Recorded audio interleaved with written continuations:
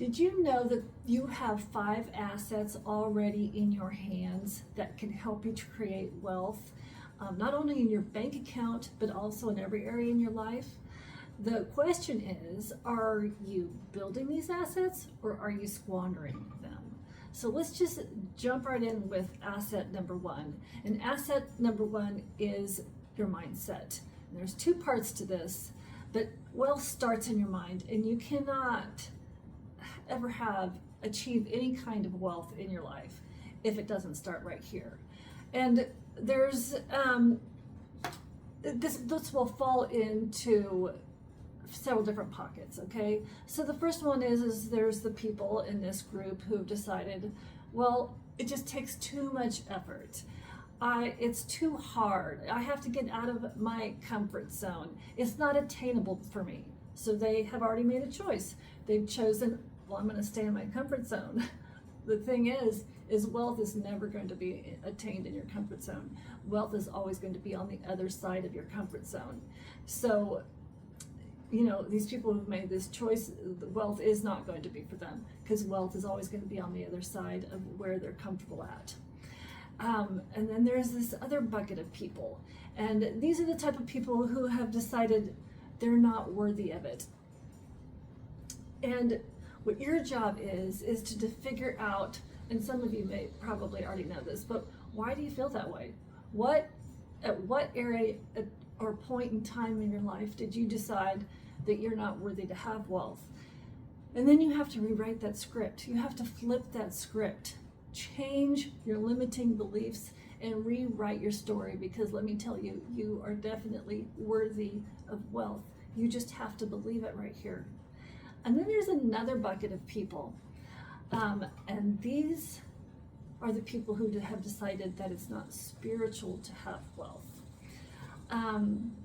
Well, that is one of the biggest cons in religion, and there are many of them. That's just one. And unfortunately, if you fall into this pocket or this bucket, Satan has already done his job very well, and you have to figure out how to get around the. If you look in the Bible, you'll discover, you'll notice, you read these stories that God's people, the main ones that are talked about in the Bible, they all had great wealth. God took care of his people, and you are his people.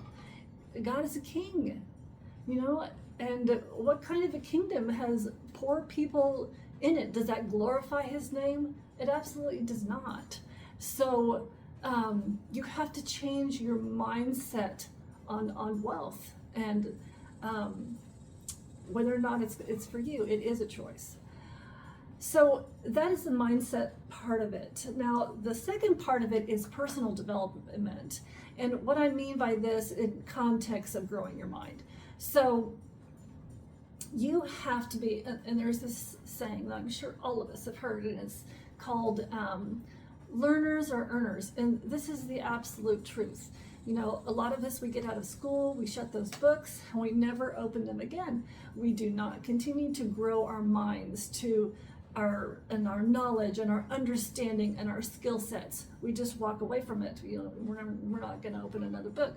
Well, this is to our detriment, because wealth comes from the value that we have created in ourselves and then we share with others.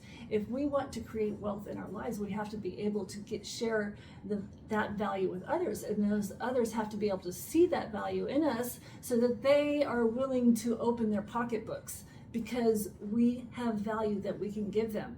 So we have to be willing to be learners and educate ourselves and increase our knowledge and our understanding throughout our lifetime, so that we're always building our values so that we can build our wealth. Asset number 2 is your health.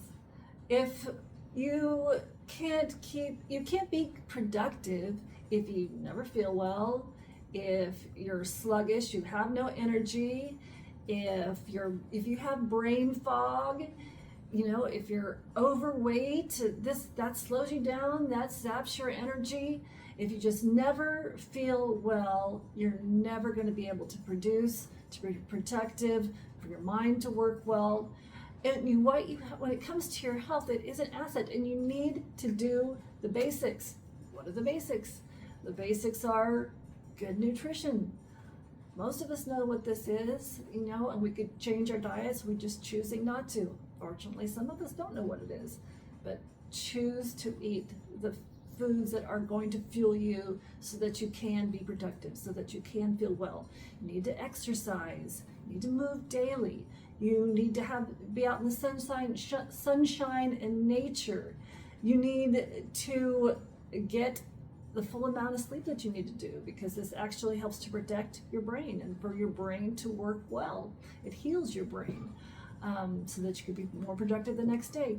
And you need lots of water. A lot of times we don't put together that we are dehydrated, and that is why we can't think clearly. It is why we're hungry all the time. It is why you don't have any energy. It's why you don't feel well. It's actually because you're dehydrated and you need water. So you should be drinking, stay hydrated throughout the day, so that you continue to be more productive.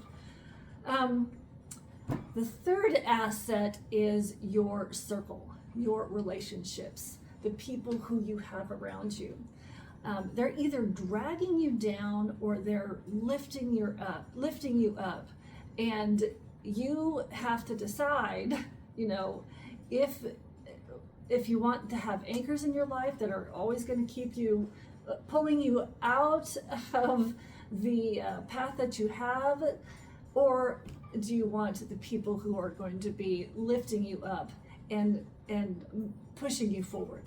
And I know what some of you are thinking here, well, my spouse is the exact opposite of that, or these people that I have in my inner circle that I can't get out of my inner circle, they're the exact opposite of that.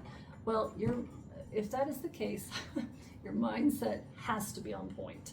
All right, you have to be very strong. You have to be the strong example. You have to set the tone in your household and in these relationships, and you have to have that hard conversation, and you have to set boundaries, or have these permanent anchors that you'll never be able to get around, because your circle matters that much. Okay, it is an absolute asset in your toolbox. The people whom you have around you, holding you accountable, picking you up when you fall, supporting you. These people are essential. Number 4 is your time. Of course, this is a critical asset. Are we using this asset wisely, or are we squandering it? So I know that most of you know what it is that you're doing to waste your time. A lot of it involves devices, our phones, the television, things that drag us away from spending our time wisely. We know what those things are, and if we want to have wealth in our time, in that particular asset, we have to ruthlessly carve those things out, so that we can spend our time wisely. And we have to learn what the things that we need to do is to schedule our time. We have to systemize our time, and we have to be focused on our purpose, on our goals. And again, schedule it, systemize it, and be focused on that. And say no, very important, say no to everything else that does not move the needle, does not move you forward in your goals. Otherwise, this very important asset that we have, we're throwing it out the window. And then 5th, which should have been the first one, all of us need to start with this in our lives, particularly for me, myself, it's our spiritual wealth. Because, Deuteronomy 8:18 says, it is the Lord your God who gives you the power to produce wealth. And then Matthew 6:33 says that seek my kingdom first, and then all of these things will be added to you. So as kingdom people, we put him first. We go to him and seek knowledge and understanding and wisdom from him, and ask him to set us on the right path. This is where we start, and everything then will flow from there. It is these 5 assets. It's our foundation, which is our health, our mind, our circle, our time, and our spiritual growth. It is our foundation, and the wealth creation in every part of our lives will flow from there. Money will chase you down once you make this foundation a solid foundation.